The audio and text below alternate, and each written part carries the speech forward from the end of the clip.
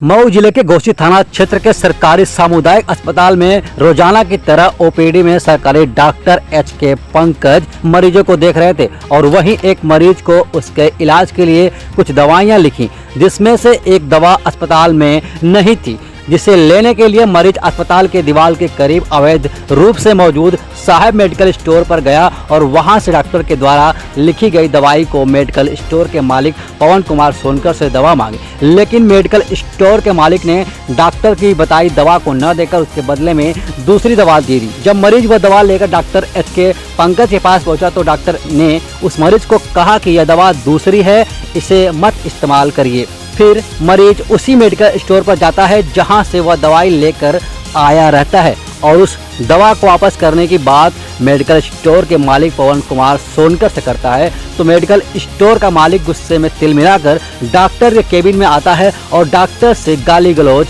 करते हुए हाथापाई करता है और दुर्व्यवहार शुरू कर देता है और कहता है जो दवाई हमने दी है वही दवाई चलेगी।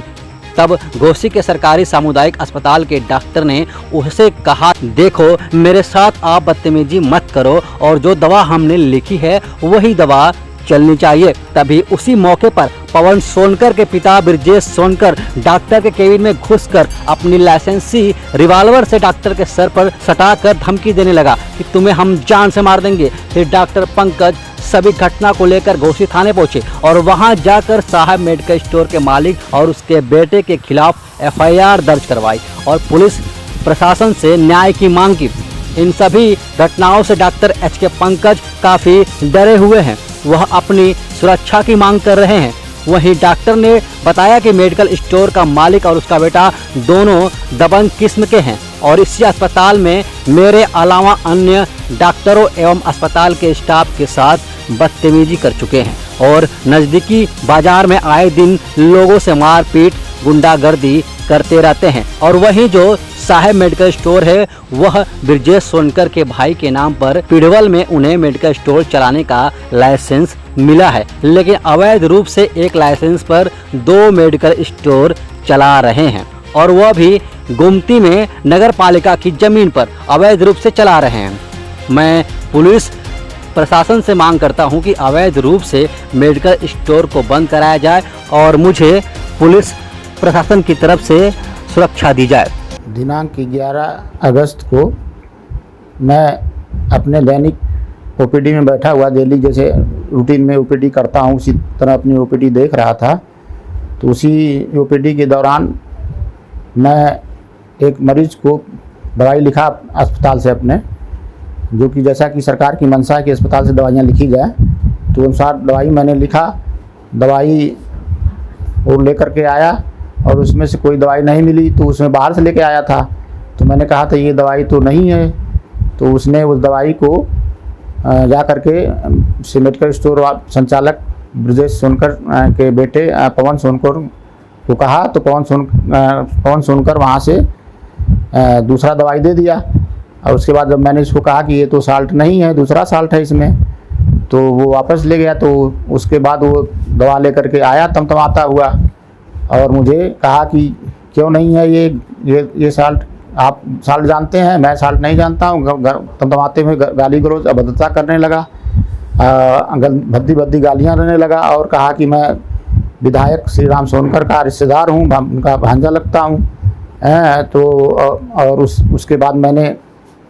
उसका पिता भी पीछे पीछे आ गया, वो भी उसको मैंने कहा अरे यार अपने बच्चे को ले जाइए, देखिए गाली गलौज कर रहा है,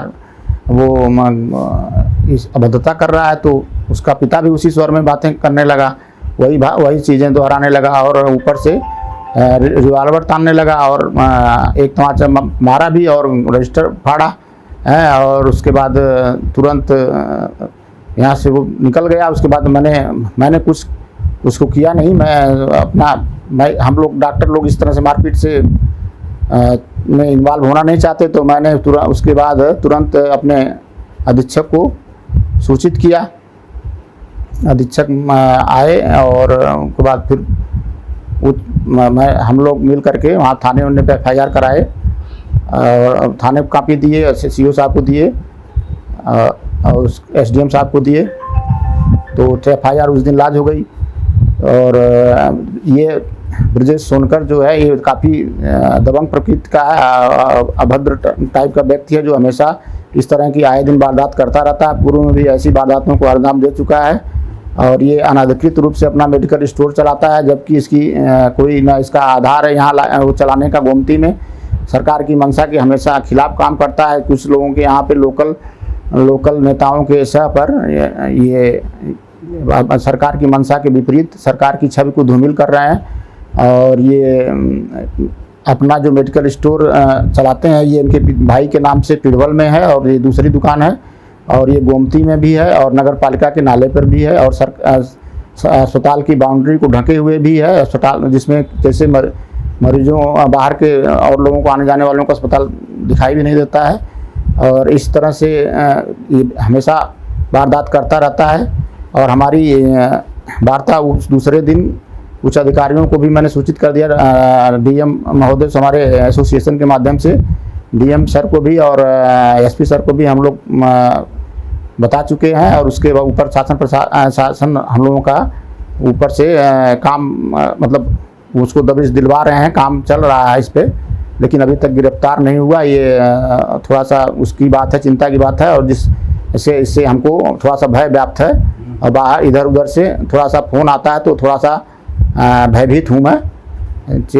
और मेरी सुरक्षा उपलब्ध कराई जाए जिससे मैं सुचारू रूप से अपने कार्य कर सकूं और यही मेरा शासन से निवेदन है।